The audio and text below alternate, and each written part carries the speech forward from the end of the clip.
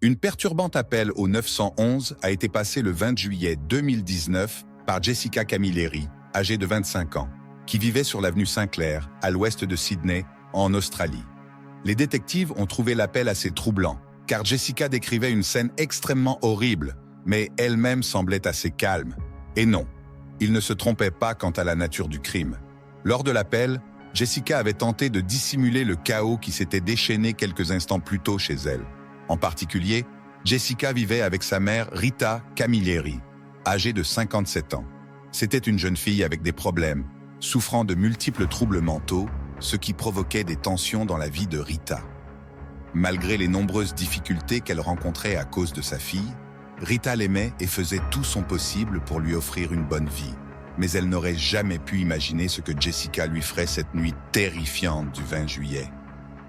Lorsque les détectives ont répondu à l'appel, ils ont trouvé Jessica debout devant sa maison, complètement trempée de sang. Sur la scène du crime, qui ressemblait presque à une scène de film d'horreur, ils ont trouvé le corps décapité de Rita. Que s'est-il passé entre elle et Jessica cette nuit-là? Jessica a-t-elle agi en légitime défense, ou y avait-il quelque chose de plus complexe dans cette histoire? Commençons par le 12 octobre 1993, lorsque Jessica Camilleri était née en tant que deuxième fille du couple maltais-australien Vince et Rita Camilleri. Alors que Christy, la sœur aînée de Jessica, a eu une enfance normale, ce n'était pas le cas pour elle. Bien que Jessica était articulée et capable de communiquer, ses parents se sont rendus compte qu'elle était née avec une déficience intellectuelle. Jessica avait un quotient intellectuel compris entre 55 et 60, ce qui était nettement en dessous de la norme, la plaçant dans le 1% inférieur de la population. En grandissant, Jessica a montré un retard dans des étapes de développement comme la marche, la parole et la coordination. Lorsqu'elle a commencé à aller à l'école, les enseignants ont remarqué ses retards en lecture, écriture, mathématiques et langage. Par la suite, les parents de Jessica ont appris qu'elle était sur le spectre autistique, ce qui affectait son jugement, sa conscience des pensées et des sentiments des autres, et sa capacité à empathiser. Être des années en retard par rapport à son groupe d'âge n'a pas seulement rendu la vie scolaire de Jessica difficile, mais aussi, comme vous pouvez l'imaginer, sa vie sociale. Confrontée à des difficultés mentales chaque jour, Jessica a commencé à montrer des réactions extrêmes de colère, qui se sont progressivement développées en un trouble explosif intermittent, TEI. Ce n'était pas simplement de la colère normale. Il s'agissait d'un trouble mental qui commence généralement à l'âge de 6 ans et s'intensifie à l'adolescence et au début de l'âge adulte. Jessica ne perdait pas le contrôle tout le temps, seulement lorsqu'il y avait un facteur de stress ou une quelconque provocation. Plus elle grandissait, plus elle rencontrait des difficultés avec des activités quotidiennes complexes comme faire les courses, prendre les transports, effectuer des démarches bancaires et entretenir la maison en raison de son autisme. De plus, Jessica développait des obsessions pour certaines choses. Elle était fascinée par les films d'horreur avec des scènes de gore extrêmes et de massacres, comme Massacre à la tronçonneuse, Saw et Jeepers Creepers. En passant des heures à regarder ce genre de film, sa fascination pour le sang est devenue plus forte. À l'adolescence, malheureusement, ses parents se sont séparés. Vince, le père de la jeune fille, ne voulait plus rester avec Jessica et Rita en raison de l'atmosphère hostile à la maison. Il a blâmé Rita pour l'aggravation de l'état de Jessica et a dit qu'il ne pouvait pas discipliner sa propre fille. Rita s'est retrouvée dans une situation très difficile à ce moment-là, mais elle a quand même réussi à maintenir sa vie en ordre tout en s'occupant de Jessica.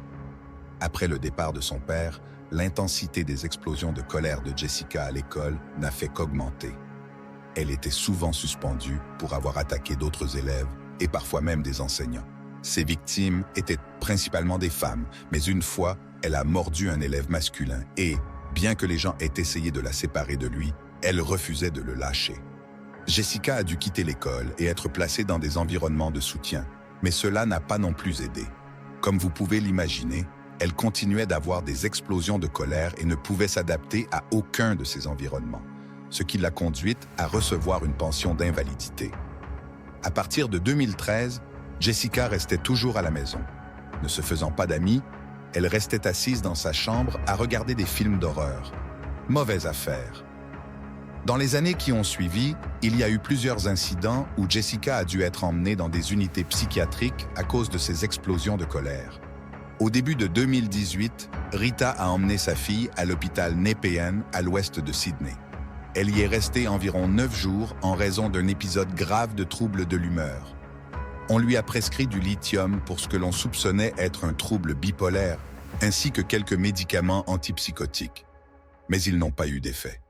À plusieurs reprises, pendant son séjour dans les unités psychiatriques, Jessica perdait malheureusement le contrôle de son comportement et finissait par s'en prendre aux médecins et aux infirmières.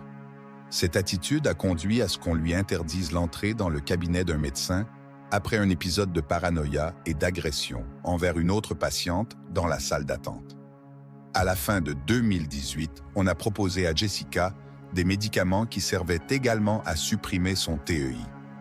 Bien qu'il n'y ait pas eu d'explosion importante pendant un certain temps en 2019, le fait qu'on lui ait proposé des médicaments ne signifiait pas qu'elle avait gagné le contrôle de sa condition. En juillet 2019, Jessica avait suivi un nombre raisonnable de séances de thérapie et avait consulté plusieurs psychologues et psychiatres. Mais il y a eu peu de progrès notables.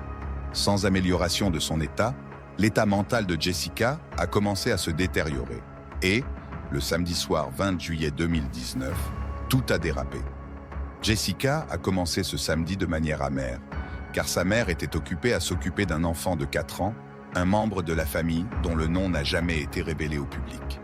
Jessica se sentait agacée par cet enfant et voulait l'attention totale de sa mère en permanence. Jessica et sa mère avaient rendu visite à Christy plus tôt dans la journée.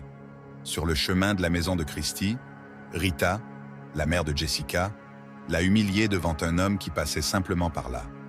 La tension était déjà élevée à cause de cet incident et plus tard, lorsque l'enfant de 4 ans est arrivé avec Rita, cela n'a fait qu'ajouter de l'huile sur le feu de la colère de Jessica.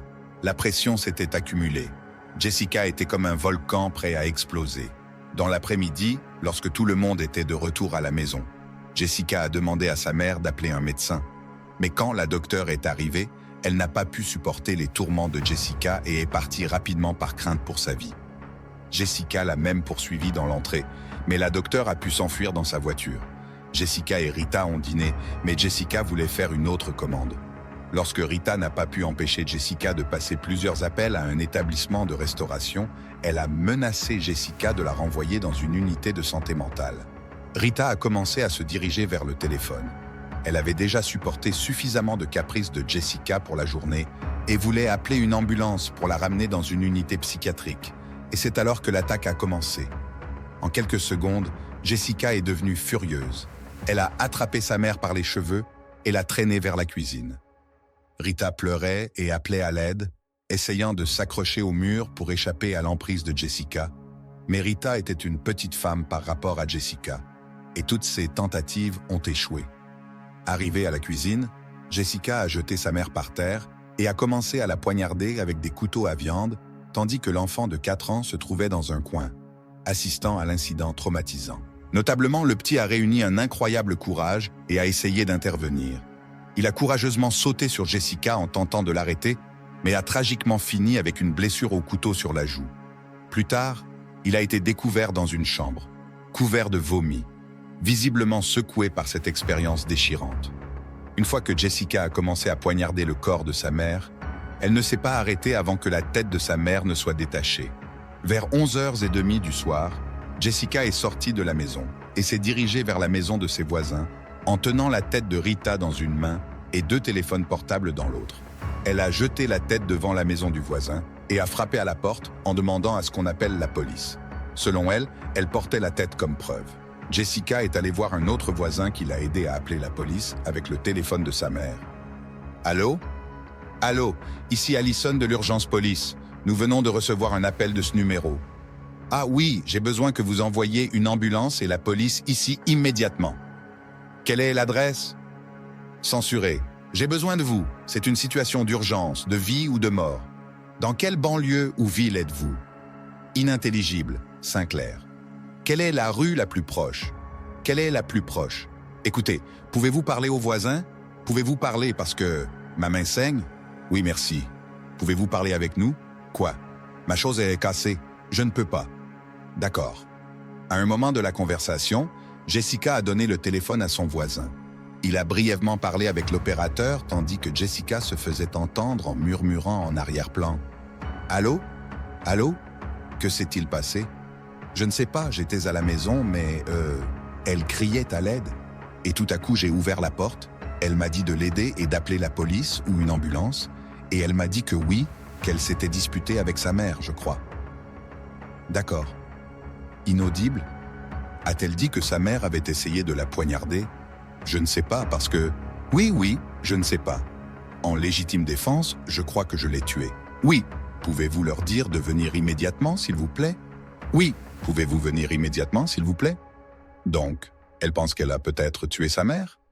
Oui, elle a dit quelque chose comme ça, oui. Est-ce que c'est un...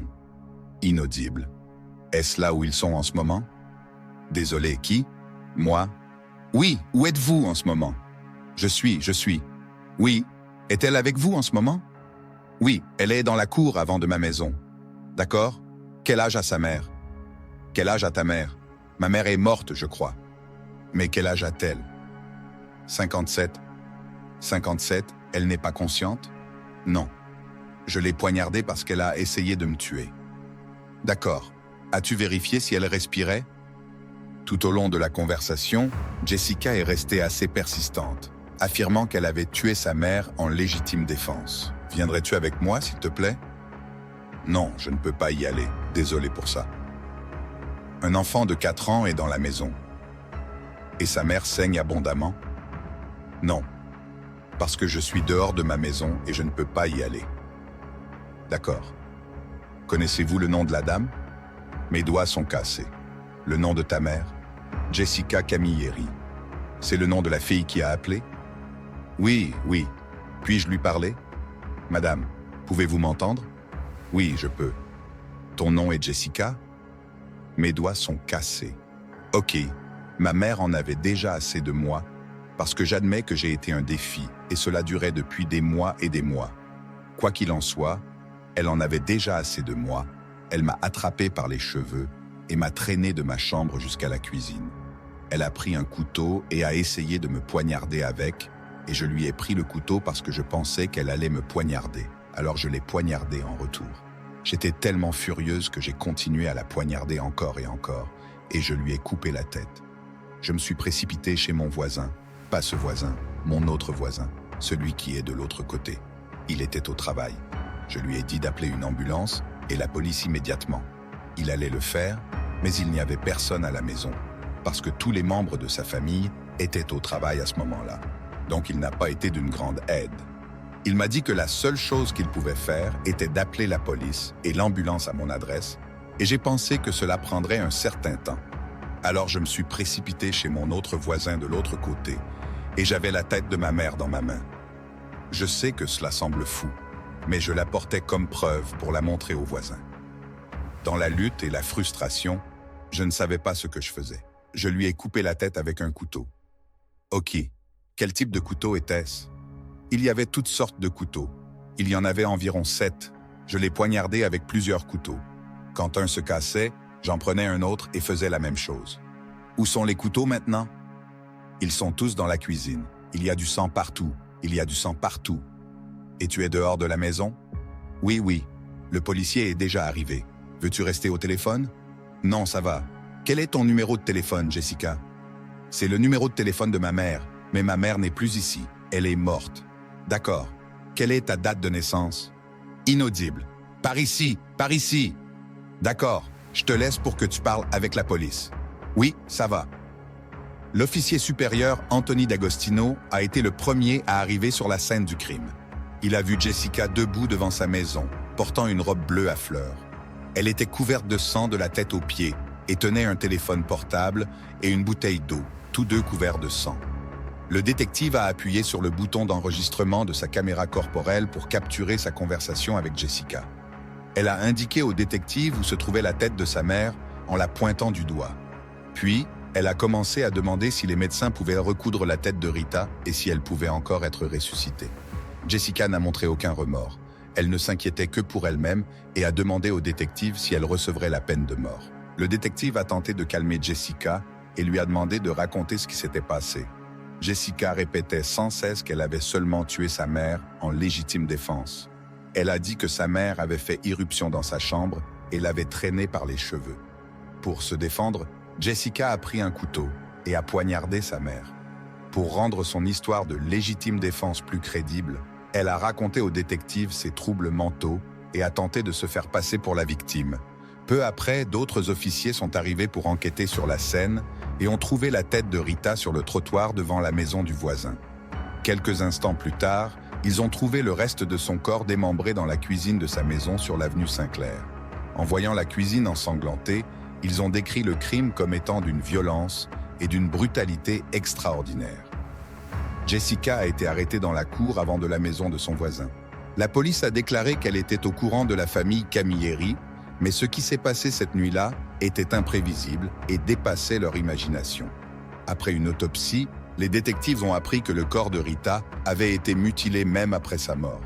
Il y avait plus de 100 coups de couteau sur son corps et elle était encore vivante pendant au moins les 90 premiers coups, dont la plupart étaient au cou et à la tête. Mais ce n'était même pas la partie la plus gore de ce crime atroce. Une partie du nez et de la langue de Rita avait été coupée, et ses 2 globes oculaires avaient été arrachés pour être coupés en morceaux et pressés. Les détectives ont trouvé 7 couteaux sur la scène du crime, tous utilisés par Jessica pour poignarder sa mère.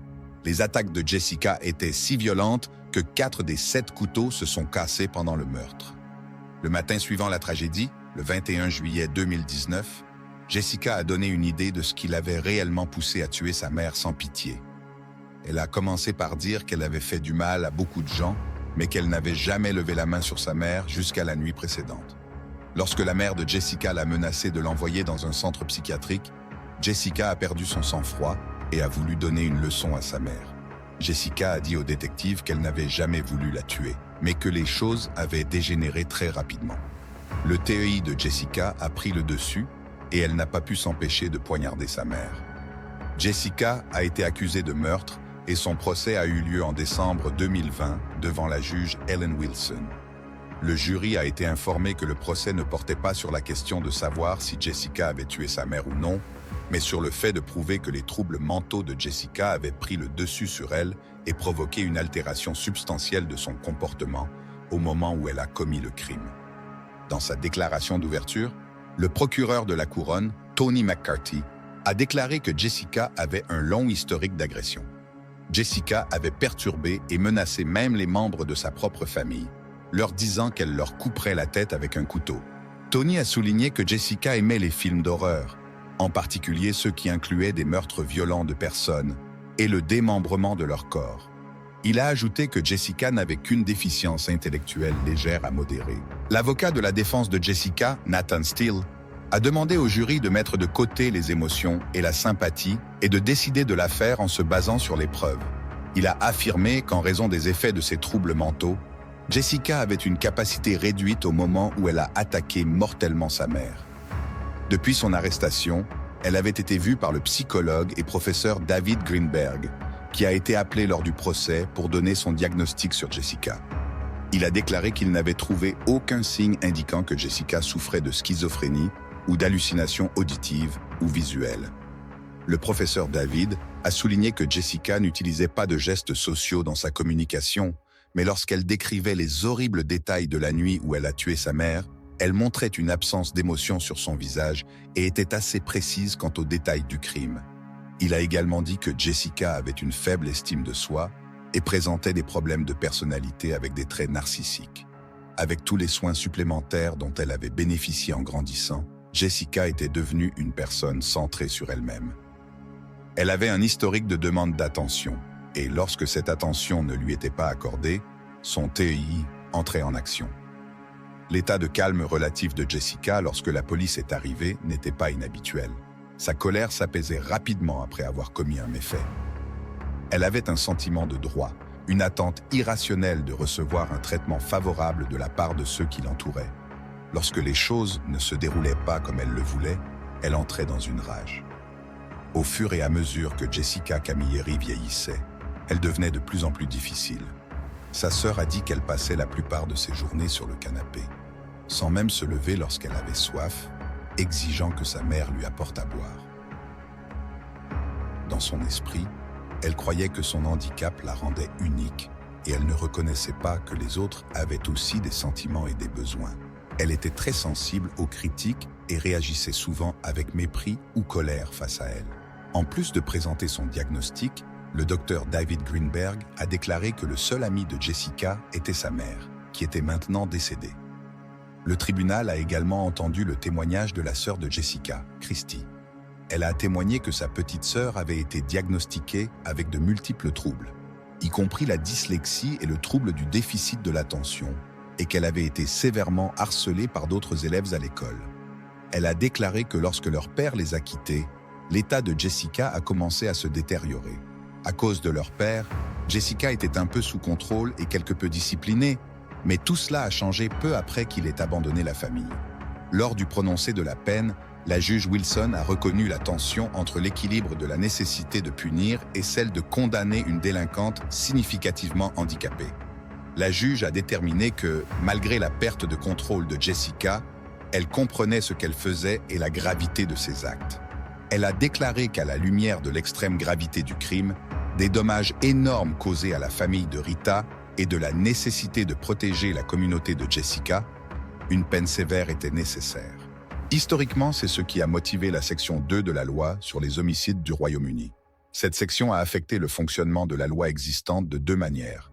D'abord, en fournissant une défense au crime de meurtre capital, elle protégeait un délinquant qualifié de la peine de mort et, en second lieu, elle fournissait une peine modifiée à de nombreux délinquants mentalement anormaux, en particulier ceux ayant des impulsions incontrôlables qui n'avaient pas droit à la défense plus restrictive de la folie, selon les règles de McNaughton. Mais cette disposition n'a jamais été considérée comme obligatoire dans tous les cas pour imposer une peine inférieure à la perpétuité. Voici un cas où les handicaps de la délinquante ne peuvent exiger une peine substantiellement inférieure à la peine maximale disponible. À la lumière de l'extrême gravité de ce crime, du grand dommage causé et de la nécessité de protéger la communauté de la délinquante, une peine sévère est requise. Avant d'imposer cette peine, je souhaite exprimer ma sympathie et celle du tribunal à la sœur de la délinquante et à sa famille. Je reconnais qu'aucune peine infligée à la délinquante ne pourra compenser leur perte ou diminuer la douleur qu'ils ressentent. Christy a ressenti un soulagement en entendant la juge dire cela, sachant que sa mère obtiendrait justice, ce qui lui a apporté un certain réconfort. Je veux simplement dire que j'espère vraiment que notre système judiciaire ne va pas échouer. Je ne souhaiterais cela à aucune famille. Cela a été extrêmement traumatisant pour moi, mon fils, ma famille, et je place simplement ma foi dans le système judiciaire. Christy était très claire sur la relation qu'elle aurait désormais avec Jessica. Oui, absolument. Elle avait le soutien de nombreux endroits, et malheureusement, je pense que notre système de santé mentale l'a laissé tomber, tout comme il a laissé tomber ma mère. Mais ce que Jessica a fait à Rita était inimaginable. Elle n'a pas le soutien de notre famille, donc je me fiche vraiment de ce qui lui arrivera à partir de maintenant, ou quand elle sera libérée. Et j'espère simplement que ce sera une longue peine pour que les membres de la communauté restent en sécurité. À la fin du procès d'une semaine en décembre 2020, la juge Ellen Wilson a déclaré Jessica non coupable de meurtre, mais coupable d'homicide involontaire pour la mort de sa mère de 57 ans, Rita Camilleri. Mademoiselle Camilleri, pouvez-vous vous lever, s'il vous plaît? Inintelligible. Pour l'homicide involontaire de Rita Camilleri. Le 20 juillet 2019, la délinquante est condamnée à une peine de 21 ans et 7 mois de prison, débutant le 20 juillet 2019 et expirant le 19 février 2041. La période sans possibilité de libération conditionnelle est de 16 ans et 2 mois de prison, qui expirera le 19 septembre 2035. Vous pouvez vous asseoir, mademoiselle Camilleri. Bien que la peine maximale pour homicide involontaire était de 25 ans, le 12 mars 2021, la juge Ellen Wilson a décidé de donner à Jessica une peine relativement plus courte de 21 ans et 7 mois, et elle ne serait éligible à la libération conditionnelle qu'après 16 ans et 2 mois. La juge Ellen Wilson a déclaré que Jessica avait commis une grave dépravation en mutilant sa mère de 57 ans, Rita, en juillet 2019. Elle a également souligné le fait que le corps de Rita Camilleri présentait plus de 90 blessures défensives sur ses mains. En ressentant une douleur extrême, Rita a dû se sentir choquée et terrifiée par ce que sa propre fille bien-aimée lui faisait. La juge Ellen Wilson a également affirmé que le pire de ce crime était qu'il s'était produit en présence d'un enfant de 4 ans. Maintenant, Jessica Camilleri passerait les prochaines décennies derrière les barreaux de la prison de Silverwater, à l'ouest de Sydney, la prison pour femmes la plus dure d'Australie en tant qu'assassin condamné. En prison, l'état de santé mentale de Jessica ne s'est pas amélioré.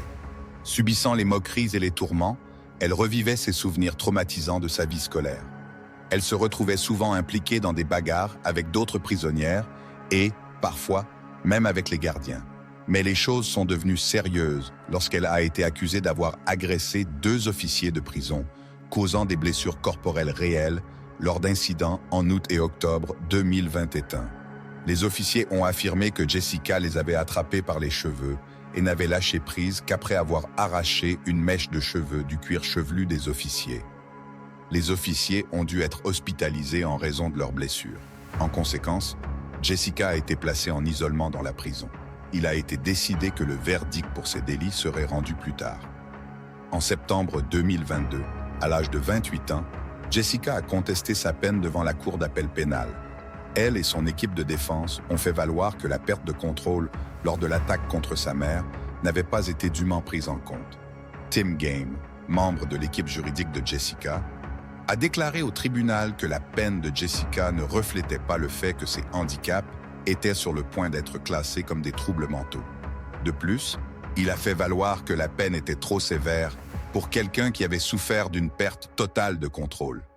Tim Game a ajouté que la juge Ellen Wilson avait commis une erreur en condamnant Jessica, car elle s'était concentrée sur la compréhension qu'avait Jessica de ses actes, au lieu de prendre en compte le fait que 2 psychologues avaient dit à la constater que Jessica n'était pas en contrôle d'elle-même lors de l'attaque. Il a insisté sur le fait que la juge Ellen Wilson avait commis une grave erreur en imposant une peine aussi longue à Jessica, car elle avait proposé de plaider coupable pour homicide involontaire avant même le début du procès. Selon Jessica et son équipe juridique, la juge Ellen Wilson avait tout fait pour conclure le procès rapidement et avait pris la solution de facilité en imposant un verdict injuste. Tim Game a déclaré qu'il y avait eu une amélioration considérable dans le comportement de Jessica depuis sa condamnation initiale en 2021, et c'est pourquoi il espérait qu'à travers cet appel, elle obtiendrait une peine beaucoup plus courte. Le ministère public s'est opposé à l'appel et a soutenu que la juge Wilson avait eu raison d'imposer une peine sévère pour le grave crime commis par Jessica. Ils ont également ajouté que le handicap mental de Jessica était le seul facteur qui avait empêché la juge Wilson de lui infliger la peine maximale.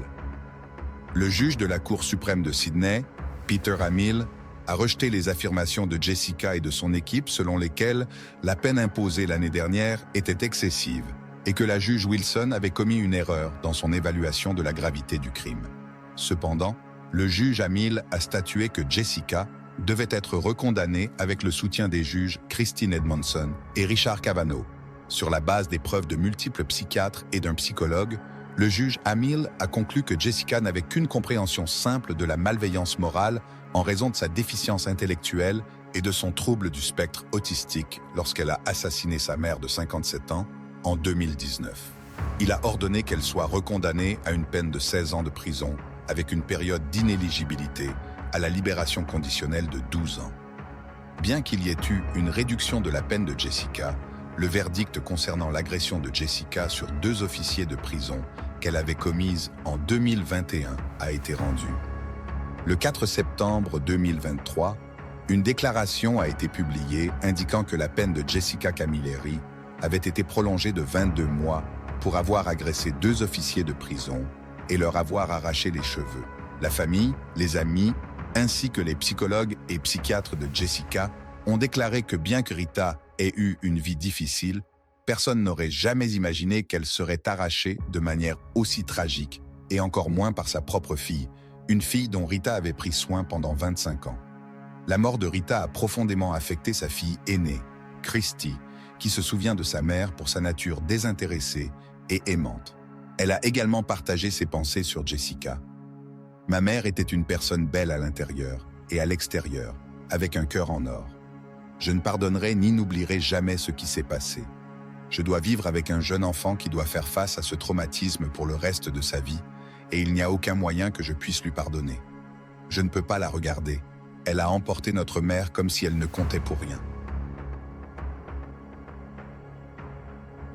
La nuit de sa mort, Rita, âgée de 57 ans, avait décidé de commencer à vivre une vie pour elle-même, plutôt que de tout donner à Jessica et à ses besoins. Malheureusement, cela n'était pas acceptable pour Jessica. Maintenant, la seule personne qui se souciait réellement de Jessica est morte, sans personne d'autre pour s'occuper d'elle. L'avenir de Jessica implique l'enfermement, une routine monotone en prison et le fait de passer la plupart de son temps chaque jour dans une cellule de 3 mètres sur 4.